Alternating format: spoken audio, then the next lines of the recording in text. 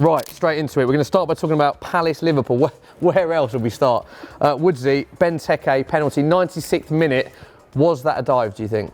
Well, look, it's not for me to say whether it's a dive or not. It's definitely it's the referee. It's the referee's decision. The referee makes his mind up. One thing I would say is, you go on Twitter this morning, you put Benteke into Twitter. The first thing that comes up is Benteke dive rather than Benteke penalty. So it just leads me to believe that perhaps people are edging a little bit on the side of a dive. But is that that's the game of football nowadays. Sometimes it goes with you, sometimes it goes against you. What are your thoughts? Comment in the box below.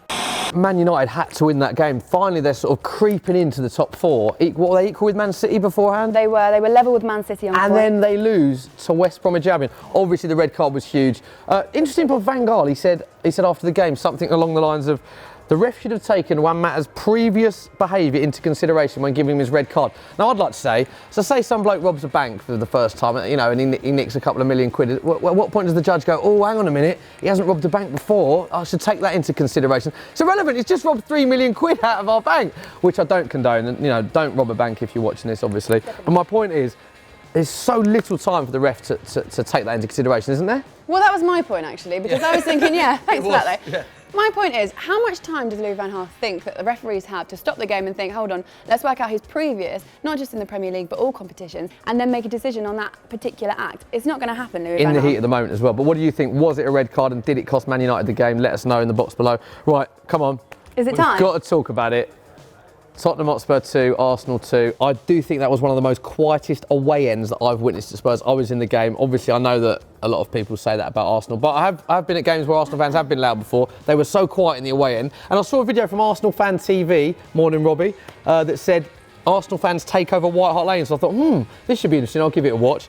Watched it. Guess how long it was? 1 minute and 8 seconds long. That proves my point. I'm going to change the subject now, because one of the burning issues that we want to talk about is Arsene Wenger and whether he needs to stay in or whether he needs to leave. And we caught up with Cheeky Sport Joel, who had this to say. He's got too much power.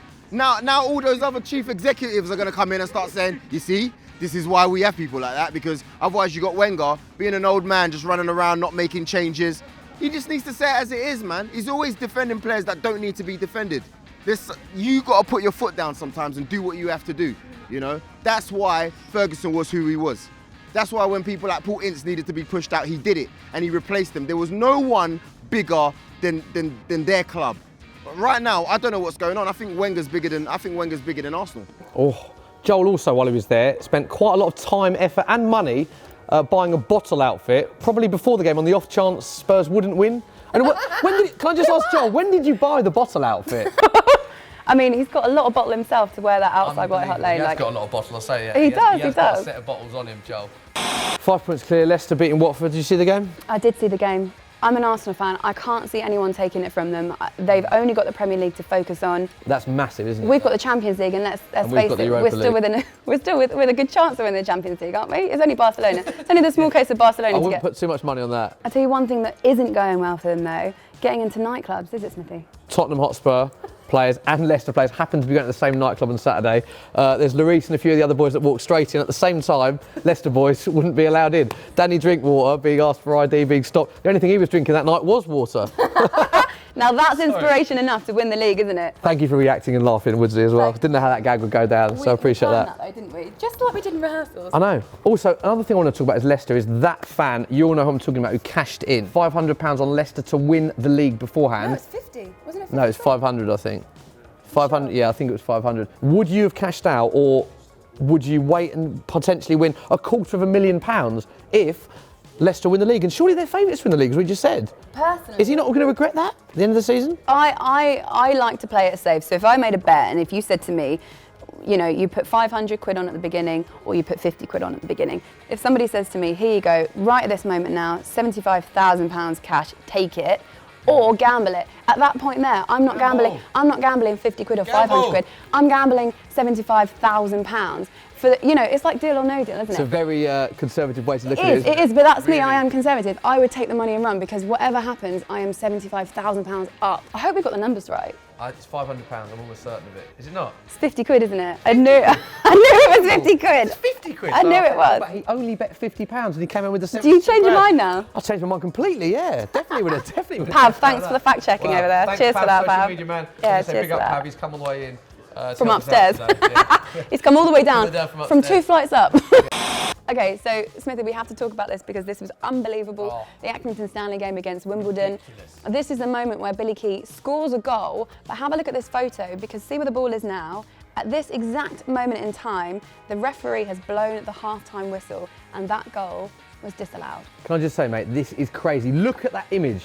It's literally, he's in the box and he strikes the ball and it's a goal. And the ref disallows it and it ends 0-0. That's a huge lost points for Accrington. It is, especially as they're pushing for promotion. Who's refereeing that game? That was Trevor Kettle. Trevor Kettle. I bet the Accrington players were at boiling point with him. Not having that. Not having it, okay. Not having that. If this was a basketball game and that ball is on its way into the net, The buzzer goes, when the doesn't buzzer it? goes, that still gets you the points. So in football, why is it different? The ball is in the air, the act has already been played, he's already made that play. It's just frustrating. Anyway. Dermot Gallagher, Uriah Rennie, let us know what you think. Great if they're watching. Now the most important thing is that we want to hear from you, so make sure you comment in the box below about anything that we've spoken about today. Yeah, and we'll feature the best ones on our show next week. So let us know who you think's going to win the title, who you think's going to get relegated, and we'll get them involved next week. Yeah. Now there's loads of other things on our YouTube channel to check out. Like Smithy, you've been busy, haven't you? I've been really busy, mate, as always. We shot our first ever GoPro challenge with Stuart Broad at the Belfry. He did football, golf, and cricket, and he was pretty good at all of them, so check that out. Plus, we've got another Sunday League vid for my Sunday League team, Oxford Royals, and we went to town on that with. We had 4 cameras on it, can you believe? And you've been busy as well, fan camming it up. I have. I went fan camming as we mentioned this weekend. Spurs, Arsenal. If you haven't seen it, go check it out. There's appearances from so many people actually. Barnaby, Smith, Cheeky Sport, Arsenal Fan TV. Even you turned up, didn't you? You popped in. It was good. Yeah, it was great. Her necklace is stuck on her radio mic. There we go. Do you know what that's like? It's like, do you remember that game? Oh, I love that game. Did you ever play this game as a kid where you've got to, it's all about your hand-eye coordination. You've got to get it round the thing without it buzzing. Bzzz, and you get electric shock. The love heart on my necklace, on my microphone. It's stuck in her and it's still stuck. Got it? Yeah, Like this. there you go. Yeah. There you go, mate. Brilliant. Okay. Well, that's all we've got time for. That is Good all we've show, got time wasn't for. It was a great show. I really enjoyed What it. should we do now? Lunch, I think. Lunch.